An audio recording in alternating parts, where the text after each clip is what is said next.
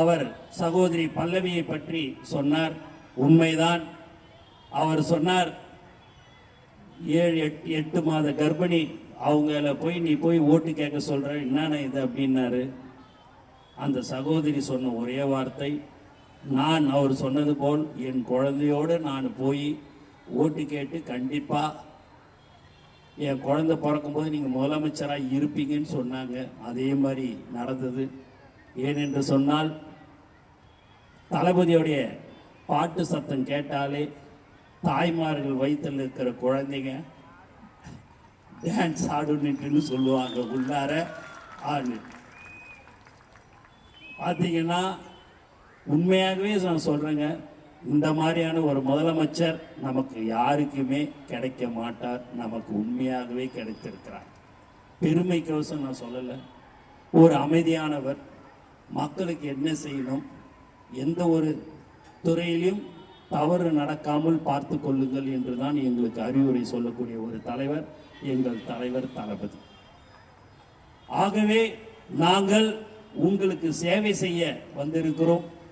உங்களுக்கு என்ன பிரச்சனைகள் எதுவாக இருந்தாலும் எங்களிடம் நீங்கள் அதை சொன்னீர்கள் என்று சொன்னால் அதை நாங்கள் உடனடியாக செய்து தருவோம். இன்னும் ஒரு 10-15 நாள் பொறுத்துக்குங்க. எல்லா எங்களுடைய சட்டமன்ற உறுப்பினர் எல்லாருமே நீங்கள் பார்த்தீங்க அப்படின்னா எல்லாமே டிஜிட்டல் முறையில் உங்களுக்கு QR கோடு கொடுத்துருவோம்.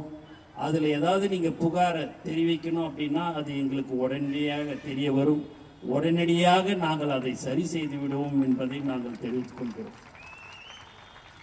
உங்களுக்கு கிடைச்ச ஒரு சட்டமன்ற உறுப்பினர் ரொம்ப அருமையானவர், நல்லவர், வல்லவர்.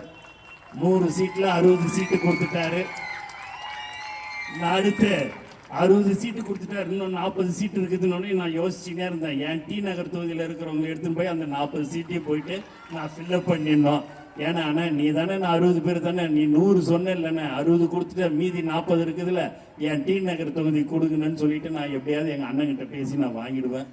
அதே மாதிரி அவர் ஃபைனான்ஸ் மினிஸ்டராக தான், நிதி அமைச்சராக இருக்கிற போது என்னுடைய துறை சார்ந்த அதிகாரிகளிடம் நான் சொன்னது, சீக்கிரமாக போயிட்டு அவர்கிட்ட போய் எது எது தேவையோ அதெல்லாம் கேட்டு வாங்கிடுங்க. மற்ற அமைச்சர்லாம் போயிடுவார். விளையாட்டுத்துறை அமைச்சர் பக்கத்திலே இருக்கிறாரு, ரூம் வச்சிருக்கிறாரு, பக்கத்திலே போய் கேட்டுருவார். நீங்கள் உடனே போய் நீங்கள் வாங்கிடுங்க அப்படின்ன உடனே யோசிக்கிறார் பொதுப்பணித்துறை அமைச்சர். ஓஹோ, அண்ணா உனக்கு மட்டும்தான் தருவாரா, நானும் கேட்டுடுறேன்னு. ஆனால் நான் முதலே அச்சாரம் போட்டேன், அண்ணா எனக்கு எதுவாக இருந்தாலும் எனக்கு கொடுத்துட்டு தான் நீ மற்றவங்களுக்கு கொடுக்கணும்னு சொல்லிட்டேன். ஏன்னா கண்டிப்பாக அவர் ஒரு நல்ல மனிதர். மனசார சொல்கிறேன், அவரை பெருமைக்கோசம் இந்த மேடையில் சொல்கிறேன்.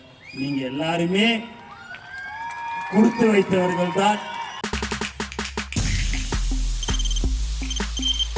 தவிர்க்க முடியாத தம்ப்நெயில்ஸ், கலக்கலான கண்டென்ட்ஸ், சினிமாவும் சீரியஸ் பிரச்சனைகளும், பல வருடங்கள் இடைவெளிக்கு பிறகு இந்த படத்துல ஒரு கலகலப்பும் கைகலப்பும்.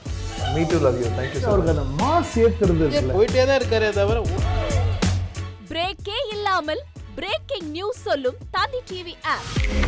இன்ஸ்டா தலைமுறை வரை இறங்கி அடிக்கும் தந்தி டிவியின் டிஜிட்டல் எக்ஸ்க்ளூசிவ். அது தண்ணிக்குள்ள போகும்போது ஹேங் ஆயிடுச்சு. உங்களுக்கு விஜய் சார் எந்த அளவுக்கு ரொம்ப பிடிக்கும்? Of course, Malayalis are huge Vijay sir fans. ரெண்டு பேருமே ரொம்ப பிடிக்கும் எனக்கு. தந்தி டிவி ஆப்பை இலவசமா டவுன்லோட் செய்யுங்க.